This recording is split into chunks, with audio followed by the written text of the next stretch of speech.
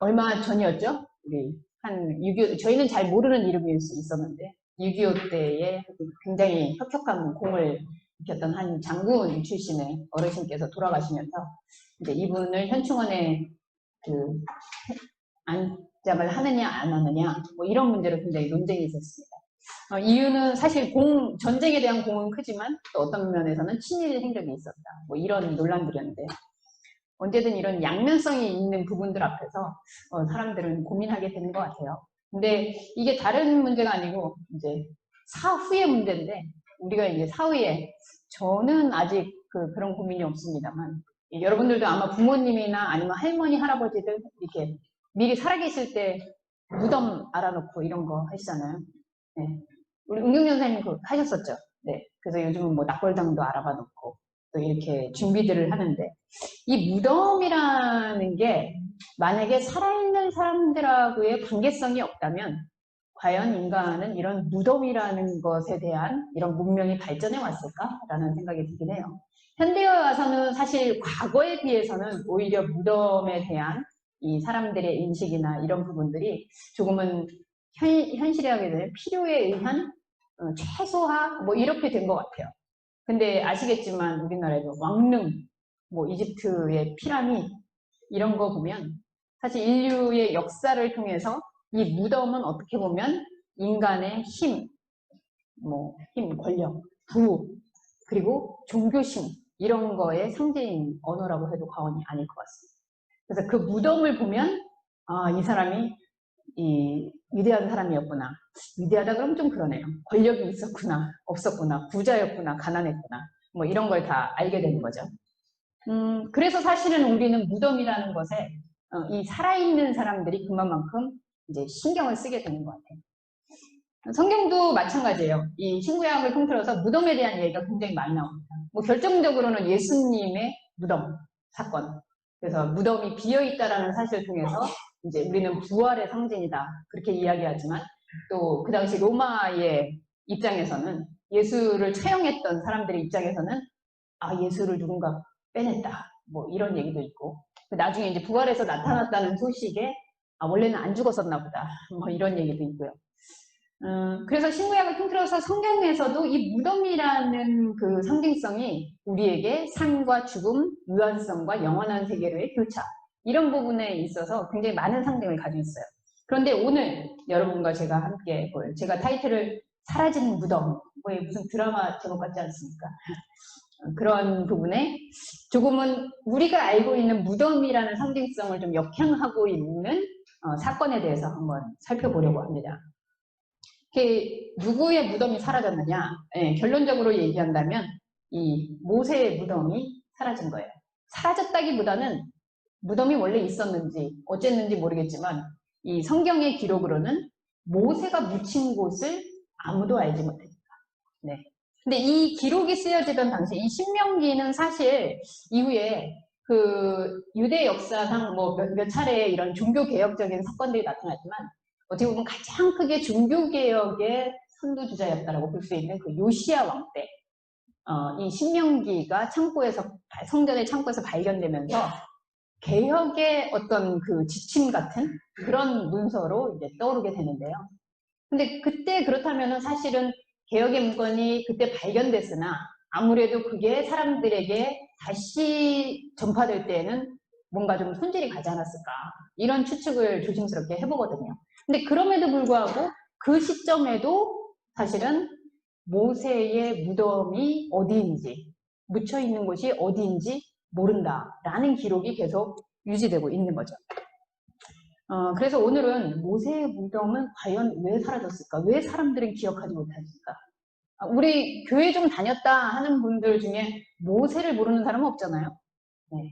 그리고 아시는지 모르겠지만 성경에 보면 아브라함의 무덤의 이야기, 야곱, 요셉은 심지어 그 뼈를 들고 이제 나왔죠. 이집트에서 나올 때. 그렇게 해서 다 안장을 했고요. 그래서 유명한 사람들, 아브라함은 사실 모세하고 세대 차이를 얘기하자면 어마어마하죠. 근데 그런 무덤까지도 세세하게 다 기록들이 있어요. 근데 유일하게 모세의 무덤은 어딘지 모르겠더라. 이거를 꼭 집어서 얘기하고 있는 이유가 뭔지 오늘은 그 사건에 대해서 여러분과 함께 파헤쳐 보려고 합니다. 그것이 알고 싶다. 제가 여기다가도 참 감히 성경을 트집 잡는 것 같다. 제가 이렇게 시작을 했어요. 예. 근데 신명기는 신명기 34장이 마지막 장이거든요. 신명기 전체 중에 마지막 34장인데 여러분들 모세오경이라고 아시죠? 네, 모세오경 중에 마지막 책이 바로 이 신명기예요. 그러니까 모세오경이라는 거는 말 그대로 저자가 누구다? 모세예요. 네, 그래서 모세오경이라고 하는데 재밌는 것은 이 모세오경의 마지막 이 신명기를 그렇다면 누가 기록했다? 모세가 기록했다라는 거거든요. 근데 거기에 자기 죽음에 대한 이야기와 죽은 이후의 이야기가 나와요. 이래서 많은 학자들 가운데서도 뒷부분 누가 썼겠지. 아니면 전체를 부정하면서 야 모세오경이 이게 모세가 자기 죽은 얘기가 여기 나오는 게 이게 말이 되냐? 뭐 이러면서 부인하는 일들도 있고요. 그래서 이게 도대체 어떤 내용일까? 라는 궁금증을 주기에 사실은 많은 의혹이 있죠. 근데 제가 34장을 본문을 참 읽어보면서 단순히 저자의 문제뿐만 아니라 이 내용도 보면요. 모순의 절정이라고 할 수 있어요. 모순이라는 말이 뭔지 우리 젊은이들, 우리 지성이 알고 있죠? 모순? 모순이다 했을 때 완전히 창과 방패처럼 반대적인 이야기가 계속 되풀이되는 거예요. 마치 검사와 변호사가 법정에 서가지고 서로 한 사건에 대해서 다르게 얘기하고 있는 것 같은 느낌의 공방이 이 본문에 이루어집니다.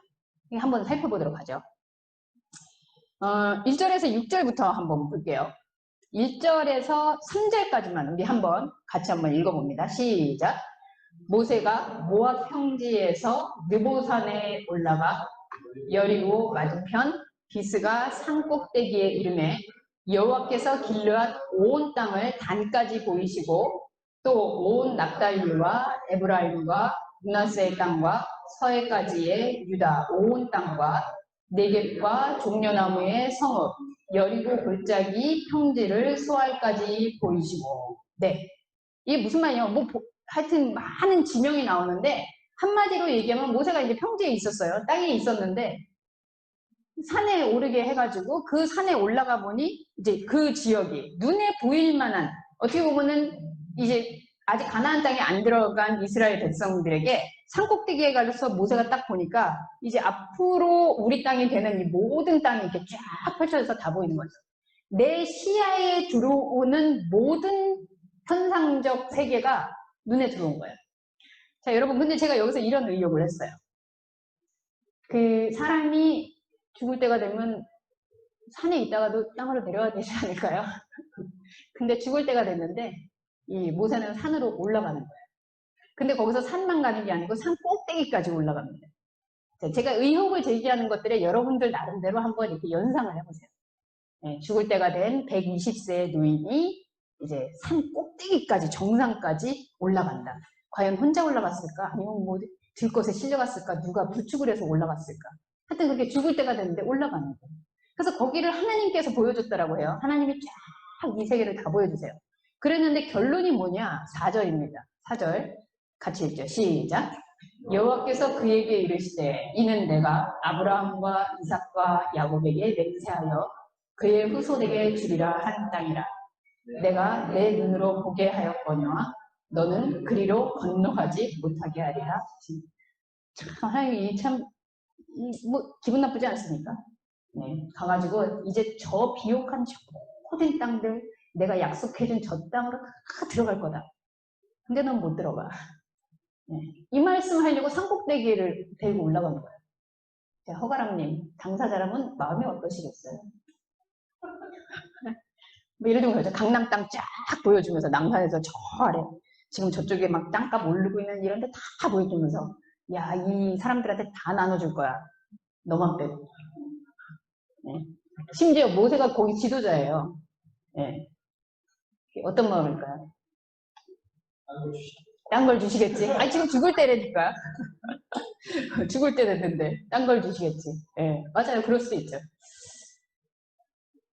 여러분 이상하지 않아요? 아니 땅에 있는 노인네를 굳이 산까지 끌어올려가지고 그것도 막 꼭대기까지 올라게 해가지고 그리고 모든 땅 하나하나 막 여기 보여주고 저기 보여주고 다 보게 하더니 넌 못 가. 이렇게 하나님이 얘기를 하고 그게 결론이 났어요. 그랬더니 5절에 기가 막히죠. 여러분 5절 같이 읽습니다. 시작. 이에 여호와의 종 모세가 여호와의 말씀대로 뭐였다? 그 죽었어요. 반전이 없어요. 너 절로 못 들어갈 거야. 넌 그냥 죽을 거야 했더니 그냥 죽어요. 자, 근데 어디서 죽었어요? 모압? 땅에서. 아니 언제 내려왔지? 산에 올라가서 보여주고 또 죽으러 땅으로 내려왔어요. 자, 산에 올라갔다가 중턱까지 갔다가 꼭대기 갔다가 다 보여주고 그리고 너는 못 가 이렇게 약 올리시고 그리고 다시 땅으로 내려와가지고 거기서 죽었어요. 이상하지 않습니까? 저만 이상한 겁니까? 왜 모세는 못 건너갔을까? 이런 부분에 대해서 사실 성경에 제가 거기 그 각주로 달았었는데요. 민수기에 보면 민수기 20장에 보면은 그 광야에서 이 이스라엘 백성이 물 없다고 막 이제 불평해가지고 하나님이 반석을 내리쳐서 이제 쓴물을 달게 해서 먹게 되는 그 사건이 있었습니다. 근데 그때 이제 하나님이 한 번 치라 그랬는데 모세가 승질 내가지고 에잇 하고 2번 내려쳐가지고 그때 하나님께서 뭐라 그러냐면 이게 모세와 아론에게 너희가 이 가나안으로 백성을 이끌지 못할 거다. 이런 메시지가 있어요. 그래서 이제 대부분 정설은 사람들이 일반적으로 모세가 그때 승질 내가지고 그렇게 해가지고 가나안을 못 들어가게 됐다. 여러분 기억나시죠? 창세기에서 아담과 하와가 선악을 알게 한 나무를 먹고 너 정령 죽을 거야 하고 그렇게 심판의 메시지를 들었는데도 몸이 죽었어요? 안 죽었어요? 멀쩡히 살아있었잖아요. 아니 근데 반석 2번 쳤다고 이 모세가 그동안 다음번에 보면은 이 뒷부분에 가면 모세가 얼마나 하나님하고 친했는지가 나오거든요. 근데 하나님이 이 영혼을 죽였다 이게 아니고 실제로 목숨이 죽었다는 거예요. 근데 이 반석 2번 지팡이로 내려쳐서 죽었다? 좀 곤란하지 않을까요? 이렇게 해서 사람을 강제로 죽였다. 왜냐면 하나님에게 있어서 몸이 살고 죽는 게 별로 그렇게 대단한 일이 아니거든요. 근데 지금 여기서 모세를 죽이게 했다면 죄송하지만 이건 명백한 살인 아닙니까? 다들 여러분들이 지금 저분이 뭔 말을 하는 거지? 막 이러면서 지금 목사님이 지금 왜 저러시지? 예. 아니 상식적으로 생각해 보자는 거예요. 성경에서 하나님이 자기가 그토록 아끼고 있는 이 사람을 살려주지는 못할 망정 뭐 가나안 땅에 못 들어간 거는 뭐 그렇다 치고 그럴 뿐더러 여기서 그냥 죽게 하는 거예요. 자, 그랬는데 6절에 의미심장한 오늘의 핵심이 나오는 거죠. 같이 있습니다. 시작. 벳부올 맞은편 모압 땅에 있는 골짜기에 장사되었고 오늘까지 그의 묻힌 곳을 아는 자가 없느니라. 자, 오늘까지라 그랬는데 이 오늘이 언제인지는 모르겠으나 이 쓰여지는 시점이 중요한 거는 우리가 지금 읽고 있는 오늘 지금도 모세에 묻힌 곳은 아는 사람이 없다는 거죠. 네. 오늘날까지도 지금 우리가 이 말씀을 듣고 있는 때에도 그 이후에 모세의 무덤이 발견됐습니다. 이런 사건은 없었어요. 그러니까 무덤은 미스테리로 끝나버렸어요. 아까도 말씀드렸지만 모세가 그들에게 이스라엘에게 있어서 정말 영웅 중에 영웅이라고 할 수 있잖아요. 네. 모세가 없었으면 사실 애굽에서 그렇게 노예하고 있다가 나올 수 없었겠죠. 그런데 이 영웅이 죽은 무덤을 아무도 모른다. 네. 이게 정말 거의 기적에 가까운 일이 아닐까 이런 생각이 듭니다. 그렇다면 왜 사람들은 모세에 묻힌 곳을 알지 못했을까? 그 다음 넘어가면 더 그 기가 막힌 의혹들이 있습니다. 7절에서 12절을 한번 넘어가도록 하죠. 여기 보면요. 자, 앞에서 이렇게 모세가 죽었다. 그런데 모세가 죽은 그 무덤을 아무도 모른다 해놓고 7절에 뜬금없이 이런 말이 나와요. 같이 읽죠. 시작. 모세가 죽을 때 나이 100세였으나 그의 눈이 흐리지 아니하였고 기력이 쇠하지 않았다. 자, 여러분 120세인데요. 이 당시에 120세면 성경에서 보면 뭐 무두셀라는 뭐 990살 살고 뭐 노아 홍수 이후에 뭐 수명이 짧아졌다 그러더라도 되게 오래 살아요. 근데 모세가 120세인데 여기 눈이 흐리지도 않았대요. 기력이 쇠하지도 않았어요. 그래서 아마 산에 번쩍번쩍해서 꼭대기까지 올라갔나 봐요. 근데 그렇다면 모세의 사이는 무엇일까요? 이렇게 기력이 쇠하지도 않고 눈도 흐리지 않은데 모세가 죽은 이유는 그럼 뭘까요? 아까 좀 전에 모세가 죽었다 그랬잖아요. 김인선님, 무엇으로 추정됩니까? 모세의 사이는 뭘까요? 죽은 이유. 이렇게 기력이 흐리지도 않아서 눈도 말똥말똥해. 네. 힘도 하나도 빠지지도 않았어. 왜 죽었을까요? 제대로 체험해봐라. 그러니까 결국은 하나님이 죽였다는 말이 되는 거잖아요. 그렇게 되면. 여기 보면 죽을 이유가 없다는 거예요. 모세가. 그죠? 저는 이 대목을 보면서 이제 계속 지금 되고 있지만 마치 검사는 모세가 이러 해가지고 죽었습니다. 라고 판결을 냈어요. 근데 변호사가 갑자기 등장해서 아닙니다. 이 모세가 그렇게 죽을 이유가 없습니다. 모세가 이렇게 건강하고 눈도 흐려지지 않냐고 산을 이렇게 꼭대기까지 번쩍 올라갔던 사람이 왜 죽습니까? 하고 모세의 죽음을 부인하는 듯한 이 문구가 여기 기록되고 있다는 거죠. 이상하지 않습니까? 우리 의학에 관심 많은 박신원 분. 모세의 죽은 이유는 무엇으로 추정됩니까? 아시겠습니까? 여기 의학적인 어떤 뭐 단서가 있습니까? 없습니까? 네. 네? 화병. 안 죽는데, 못 들어간다고 얘기해가지고, 가나한테. 그럴 수 있겠네요. 네. 강남 땅 다 올랐는데, 나만 그걸 차지를 못하네. 화병 날만하죠. 요즘 그렇게 화병 나시는 분들 계시죠? 미투도 없었을 텐데. 미투로 인해서. 참, 그러네요. 네. 이 사인이 뭘지, 참. 그랬더니, 8절에는 모세가 죽었다는 것을 확실하게 또 증명하는 거예요. 예, 모세가 죽을 이유 없었어. 딱 그랬더니 그 다음에 또 검사는 야, 모세가 죽은 게 이렇게 확실해. 라고 8절 이야기가 전개됩니다. 같이 읽죠. 시작. 이스라엘 자손이 모압 평지에서 모세를 위하여 애곡하는 기간이 끝나도록 모세를 위하여 30일을 30일 동안이나 장래의 그 슬픔을 애곡해서 모세가 죽은 거를 딱 확인했다라는 거예요. 모세는 죽었어. 라고 아주 여기서 딱 판결을 내주는 거죠. 예. 아니, 30일씩이나 이렇게 물었는데 가끔 우리가 3일장이나 5일장을 하다가 저희 이영대 권사님 외할아버지도 죽었다가 다시 살아나셨었거든요. 그러니까 옛날에 의학이 발달하지 않았던 때 3일장, 5일장을 하는 이유도 혹시나 그게 이제 완전히 죽은 게 아닌데 죽은 상태인 듯이 판결이 될 수 있어가지고 그러는 경우가 있을 수도 있다. 근데 30일을 애국했단 말이죠. 죽었다고. 근데 살아날 가능성이 없잖아요. 그러니까 완벽하게 모세가 죽었다라는 거를 판결을 내렸어요. 자, 근데 여러분 이 30일이 원래 애굽에 있을 때 야곱은 죽었을 때 72일을 애국을 했어요. 그게 아마 애굽의 어떤 문화였던 것 같아요. 그리고 이제 요셉이 총리쯤 되니까 아들이 그냥 그러니까 아버지를 더 잘 이렇게 장례를 했을 가능성이 있긴 한데 자, 모세 30일, 그러니까 30일씩이나 역시 이랬는데 아론은 먼저 죽었거든요. 아론은 며칠 물었을까요? 아론은 30일. 자, 이 말은 무슨 말일까요? 아론과 모세가 동급이라는 거죠. 네. 사실 우리는 모세와 아론, 그러면 모세는 위대한 연도자, 아론은 옆에서 대변인처럼 돕는 자 이렇게 생각했는데 이 죽었을 때를 보니까 아론은 30일, 모세 30일 이 동급이에요.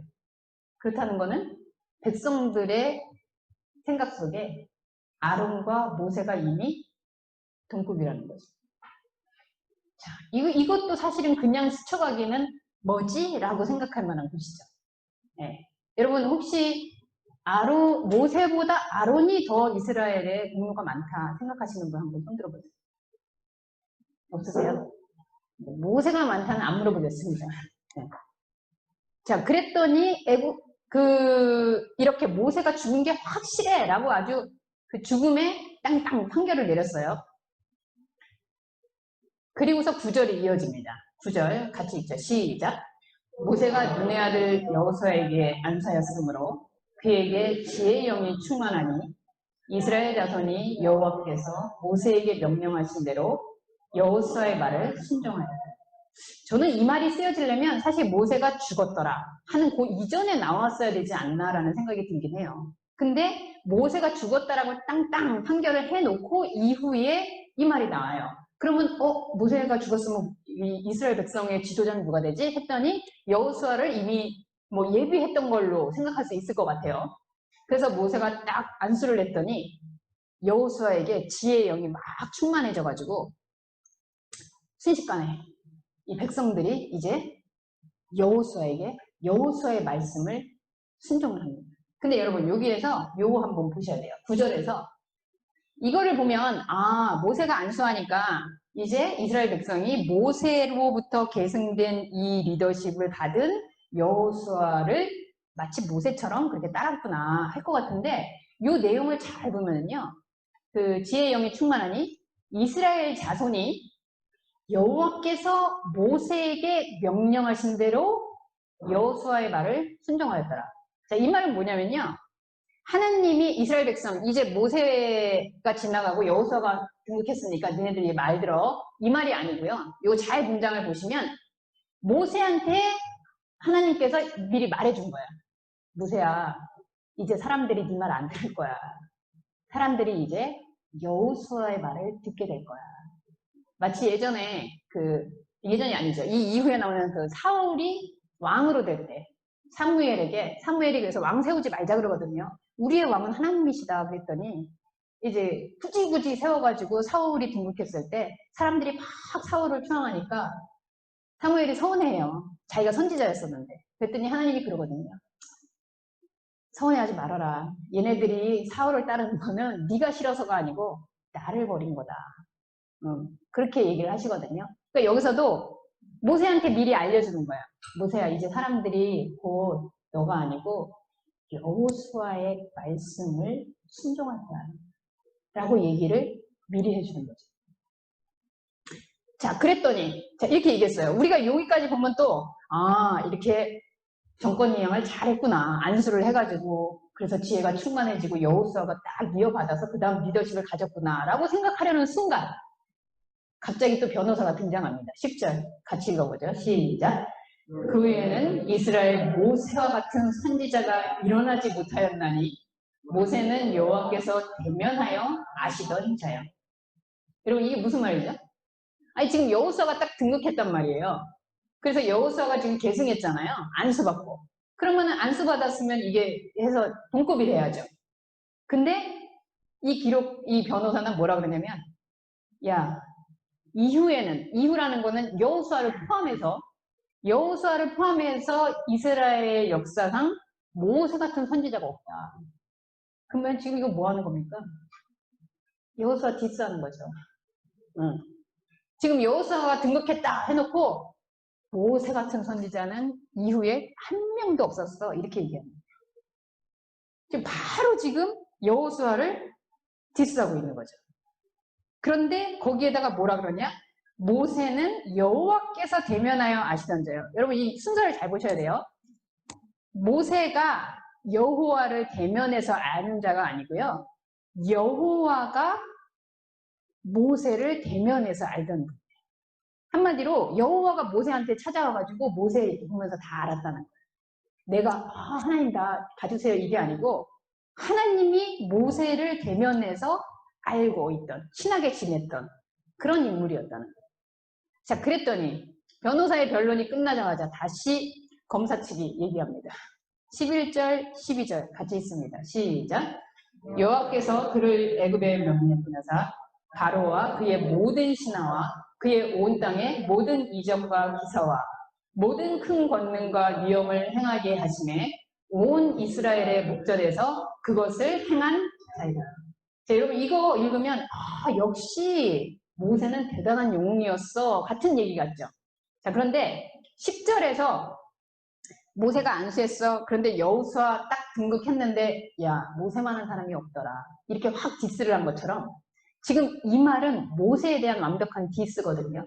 근데 어떤 데 쓰냐?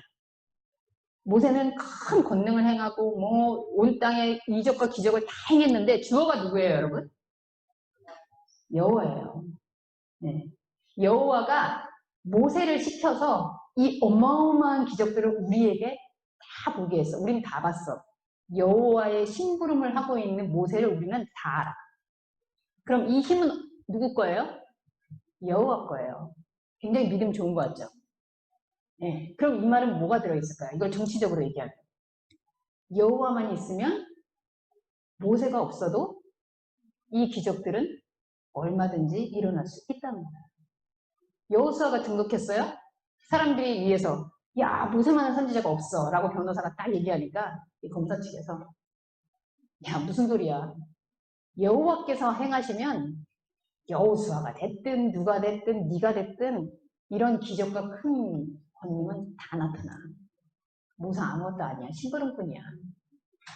그 얘기하는 거예요. 자, 여러분 제가 어떻게 얘기하는 게 너무 어거지 같습니까? 다시 한번 이제 정리해서 좀 보여드릴게요. 네, 모세 죽음의 전말. 다시 한번 총정리합니다. 평지에 있던 이 평지에 있던 모세를 느보산이라는 곳으로 이제 이끌어요. 근데 거기에서 비스가 더 꼭대기, 산 꼭대기로 올라갑니다. 그리고 거기서 온 땅을 둘러보면서 이 평지로 다시 내려와서 사망을 하게 되죠. 그리고 아까 이걸 빼뜨렸네요. 그리고 모세는 골짜기에 장사되었다라고 얘기를 해요. 근데 골짜기라는 건 사실 산과 이 평지에 맞닿아 있는 곳이죠. 네. 그래서 그곳에서 장례를 지내요. 장사를 지냈다면 이게 무덤이 있었다는 얘기겠죠? 네. 그런데 이 얘기를 하고 모세는 죽었습니다. 이렇게 얘기를 했더니 그 뒤에 그런데 모세가 죽을 때 120세였는데 기력이 왕성했어요. 죽을 이유가 하나도 없었어요. 라고 반격을 하죠. 그랬더니 아니야. 아론처럼 30일 동안 우리가 울고 불고 해가지고 모세 죽은 거 확인했어. 모세는 더 이상 살아나지 않아. 그랬더니 야, 너 모세 무덤 어딘지 알아? 모세 죽은데 너 가봤어? 묻힌 곳 아무도 모르는데? 이러고 얘기를 하는 거죠. 근데 모세 죽은 다음에 여호수아 등극했어요. 그랬더니 야, 모세가 직접 안수한 거야. 그래서 모세의 영이 이렇게 내렸어. 그래서 백성들이 다 여호수아한테 이제 순종하잖아. 그랬더니 또 반격. 야, 모세 같은 선지자는 여호수아를 포함해서 아무도 없어. 그랬더니 야, 하나님이 중요하지 무슨 그 심부름꾼들이 중요하냐. 아무것도 아니지. 자, 이 얘기가 진행됐습니다. 이제 결론은 여러분들이 좀 도출하셨으면 좋겠는데요.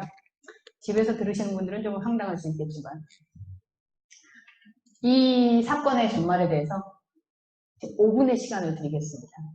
옆에 있는 분과 둘, 셋 이렇게 짝을 지으셔서 과연 이 사건의 전말은 무엇인가? 모세가 이렇게 오르락 내리락 하면서 죽었다는 이 이유는, 그리고 죽을 때 기력이 왕성했는데 도대체 왜 죽었을까? 그리고 이 공방을 하듯이 치열하게 벌어지는 이 이야기들은 과연 무엇일까?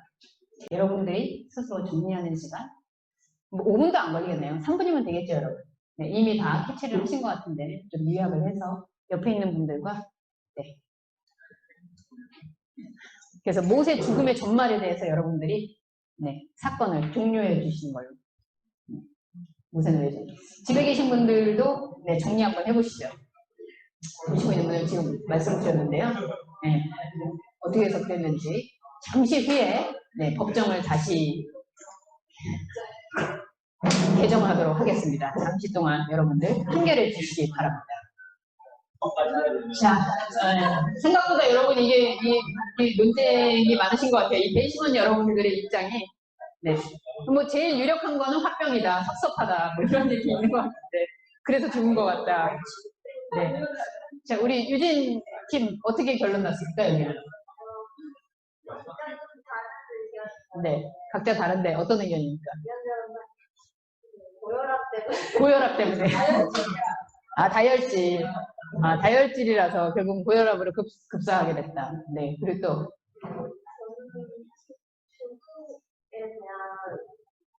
정의를 어떻게 내려야 될지에 대한 고민이 없었어요. 네. 죽음을 어떻게 정의 내릴 거냐. 예. 죽었다고 하는 거를 제 생각에는 죽었다고 생각하지 되지 않아요. 네, 죽었다고 생각되죠. 실제로 죽었는데 오히려 하나님이 영원한 생명을 주신 영원한 생명은 살았다. 네, 표현적으로는 육체가 죽었지만 예를 들어서 모세의 영혼은 오히려 표면적으로는 죽었으나 이면적으로는 오히려 살았다. 이런 얘기를 한다는 거죠. 네, 이 팀 혜민이는 어떻게 얘기를 했어요? 네.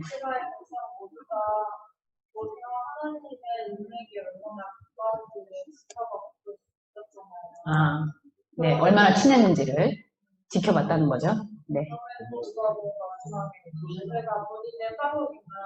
네.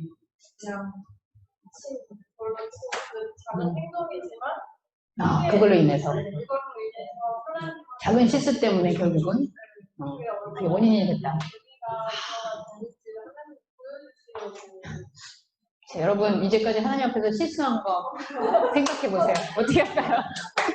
자, 오늘 나가시는 거 조심하세요. 네, 정말 일어나는 일. 네, 혜민이가 저렇게 순수하기 때문에 저는 크리스찬들이 삶이 훌륭하다고 생각합니다. 네. 자, 다른 혹시 뭐 기반한 좀 의견이 있는 분이세요? 계신 분들 중에 이거 같다.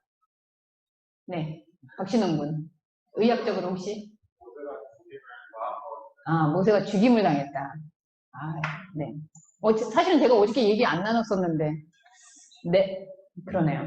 모세가 죽임을 당했다. 맞습니다. 네, 이 결론을 한번 내보도록 하죠. 지금 계속해서 모세는 죽었다라고 확인하는 사람과 모세는 죽을 이유가 없었다 라고 하는 사람의 의견이 계속 지금 반복되고 있는 상황이에요. 그런데 자, 여러분 생각해보세요. 이스라엘 백성 그리고 모세. 자, 모세가 지금 한 사건 중에 이 전제가 되는 이야기가 뭐냐면 아까 산 꼭대기에 올라가서 그 땅들을 보게 되니 여기서 표현은 하나님이 가지 마라. 저게 약속의 땅들인데 너는 못 들어간다. 이렇게 이야기를 했는데 성경에서 여러분 산 꼭대기가 어떤 것을 의미하는지 생각하고 계시죠? 네. 예수님이 산상수훈을 가르칠 때도 그렇고 제자들을 산으로 데리고 가시고 그리고 선지자들이 말씀을 선포할 때도 산으로 가고 그래서 이 산, 모세도 마찬가지입니다. 십계명을 받을 때도 산으로 올라가고 그래서 지금 이 내용은 어떻게 보면 산과 땅의 싸움이다 라고 봐도 과언이 아니에요. 그럼 땅이라고 상징하는 것과 이 산이라고 하는 것에 치열한 공방이 있는 거죠. 어떤 공방? 야, 우린 땅을 지금 들어가야 돼. 그런데 모세가 산꼭대기에 가서 오르니 산꼭대기는 하나님과 영적 교감을 하고 있는 변화산의 상태, 예수님의 십자가 갈보리 언덕의 상태, 이 오름의 상태예요. 한마디로 얘기하면 하나님과 접점을 가지는 카이로스의 상태죠. 그러면 땅이라는 건 당연히 크로노스의 상태가 되겠죠. 지금 이스라엘 백성은 이 땅을 향해서 가는 중이에요. 가야만 해요. 지난번에 말씀드렸지 애굽에서 나왔는데 애굽은 우리가 지배당하니까 싫고 우리가 지배하는 애굽. 그게 가나안 땅인데 그리로 들어가야지 되는 겁니다.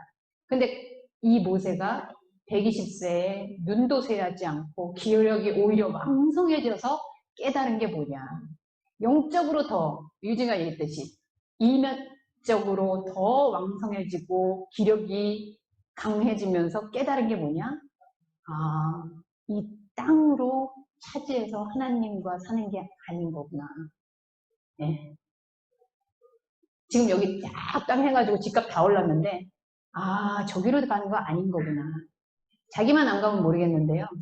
백성의 지도자예요. 하나님의 뜻이 이게 아니었구나. 이 현상의 땅을 쳐들어가는 게 우리의 욕망이고 우리가 거기 나오죠. 성경에는 약속의 땅이다. 약속 받았다라고 이스라엘 백성들이 생각하고 있는 거예요. 저 땅으로 들어가라고 하나님이 약속해 주셨다라고 내가 믿고 있는 거예요. 지금 우리가 그런 상태다. 니네 산꼭대기 올라와봐. 그게 다 보여. 하나님과의 접점의 상태, 그 위로 올라오면 이게 그냥 현상의 땅이라는 게 다 보여. 이렇게 얘기하는 거죠. 여러분이 이스라엘 백성이라도 어떻게 할까요? 이런 모세 따를 수 있을까요? 정확한 말이에요. 모세는 그래서 죽임을 당합니다. 육신으로 죽임을 당했는지 안 당했는지는 이 당시에 전 자세히 모르겠어요. 근데 무덤이 없다? 모세가 죽을 상황이 아니었다? 이런 얘기는 누가 하고 있는 걸까? 자, 그래서 제가 그렇게 얘기했죠. 이 가나안 땅이라고 설정해 놓은 현상의 땅에 쳐들어가는 게 축복의 땅이 아니구나. 여기 지금 하나님과 접점하고 있는 이 세계가 바로 가나안 땅이구나. 근데 그게 현상으로는 광야의 땅이었어요. 이게 하나님하고, 그래서 내가 거친 들이든 높은 산이든 초막이든 어디든 하나님하고 있는 게 우리의 약속의 땅이구나. 이걸 알아서 모세가 얘기를 했더니 모세가 아닌 이 현상을 추구하고 있던 이스라엘 백성 어떻게 해요? 모세를 내치는 거죠. 모세 누막 났구나. 안 되겠구나. 모세는 이제 끝났구나.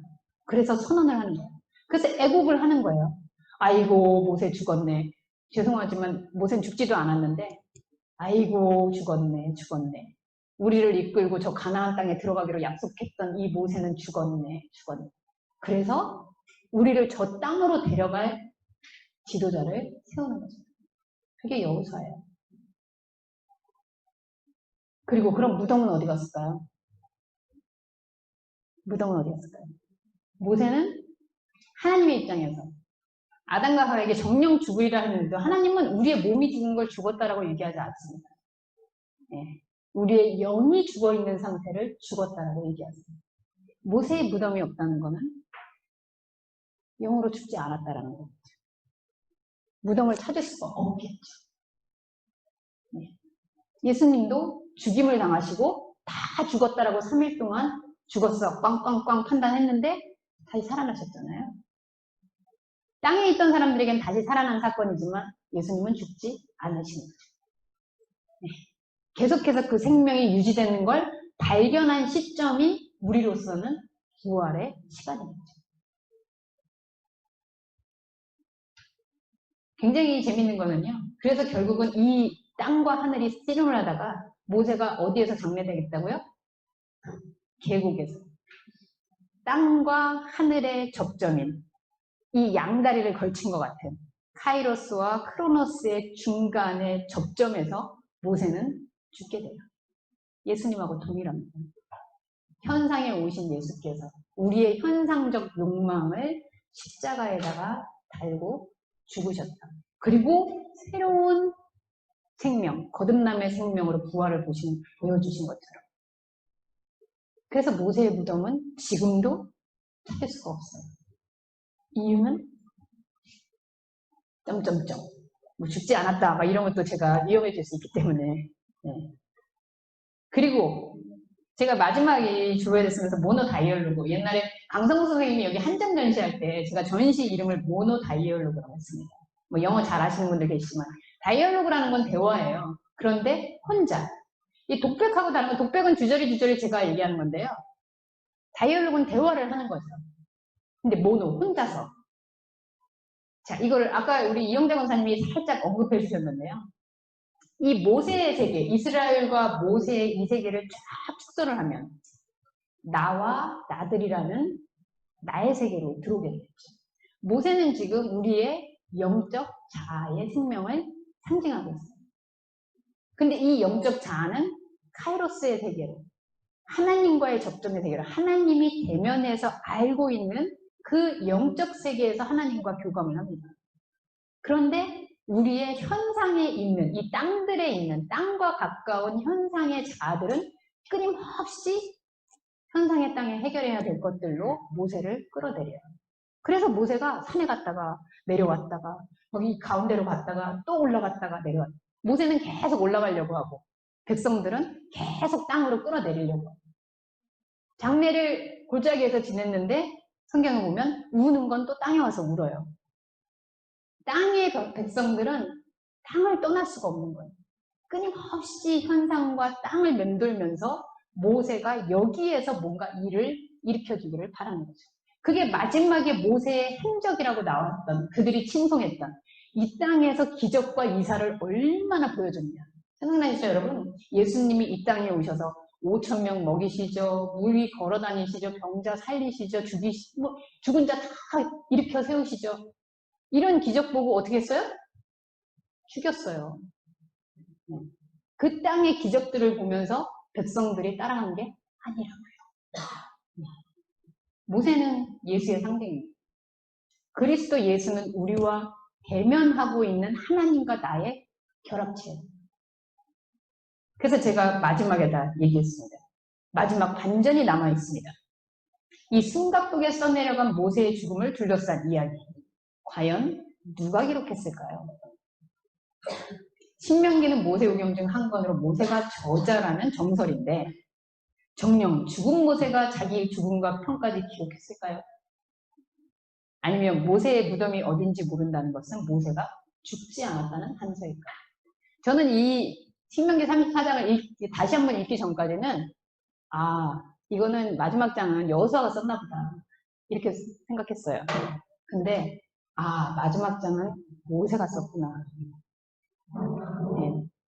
그 주원교 목사님 저서 중에 반인간 선언이라고 소설이 있습니다. 지난번에 모두의 거짓말이라는 드라마로 나왔는데요. 거기 보면 계속 시체의 눈, 팔, 다리 이런 게 이제 배달이 와가지고 사람들이 다 놀래키는 그런 사건이 등장해요. 근데 그게 뭐였냐면 죽은 사람이 사실은 자기 몸을 그렇게 계속 보내는 거였어요. 예약해서. 이유는 산 사람들에게 경고하기 위해서. 우리는 지금 죽어 있다라는 걸 경고하기 위해서. 모세는 지금 하나님과 대면하는 이 영적 산꼭대기에 올라가서 간절히 호소하고 있는 거예요. 그런데 모세가 호소를 하면 할수록 백성들의 목소리도 커집니다. 그리고 결국 이스라엘 백성은 모세를 죽었다라고 판결해요. 그런데 그의 무덤은 비었어요. 없어요. 그리고 이 기록은 모세가 쓴 걸로 판결이 됩니다. 오늘 우리에게 아까 유진이가 질문했었는데요. 죽음이라는 건 뭘까? 우리의 무덤은 어딜까? 우리는 어디를 향해서 가고 있을까? 하나님이 나에게 약속했다라고 하는 의미들은 뭘까? 머리가 더 복잡해지지만 이 사건을 통해서 모세가 그렇게 오르락내리락 하면서 땅에서 산으로, 산에서 땅으로 우리는 그 골짜기에 접점해서 거듭남을 경험했습니다. 그리고 우리는 양쪽을 같이 살고 있어요. 그런데 어디에서 어떻게 보고 살아야 할지. 이 땅을 떠나라는 얘기가 아니고요. 이 땅을 사는 방법은 산꼭대기에서 이 땅이 이런 땅이구나 라는 걸 분명히 알 때 우리가 어디에 있는지를 알게 되는 거죠. 그 믿음의 눈이 그래서 우리에게도 120까지 장수할지는 모르겠으나 사도 바울의 얘기죠. 비록 몸은 쇠해지지만 우리의 영적인 세계는 날로 새로운 피조물이 되어가는 그 경험이 바로 우리가 오늘 우리의 묻힌 곳을 알지 못하고 사는 영원한 생명의 세계인 줄 믿습니다. 기도하겠습니다. 하나님의 말씀을 읽으면서 그냥 이렇게 위대한 사람들이구나. 이런 사람들이 우리에게 축복이 무엇인지를 알려주는 삶을 우리는 보고 있구나. 그런데 천천히 하나님의 말씀을 되새기면 되새길수록 성경의 말씀을 파헤치면 파헤칠수록 뭔가 우리에게 다른 이야기를 전해주고 있는 우리를 불편하게 하는 우리를 어렵게 하는 메시지들로 인해서 갈등이 생깁니다. 죽었으면서 죽지 않은 자, 살아있으면서 죽임을 당한 자, 이 모세의 모습 속에서 우리의 영적 자아는 지금 어디에 있는지 우리의 현상의 자아들은 이 영적 자인 모세를 어떻게 대하고 있는지, 그리고 그리스도는 나와 지금 어떻게 동행하고 있는지 다시 한번 질문하고 새롭게 발견하는 저희들이 되게 하여 주옵소서. 예수님의 이름으로 기도합니다.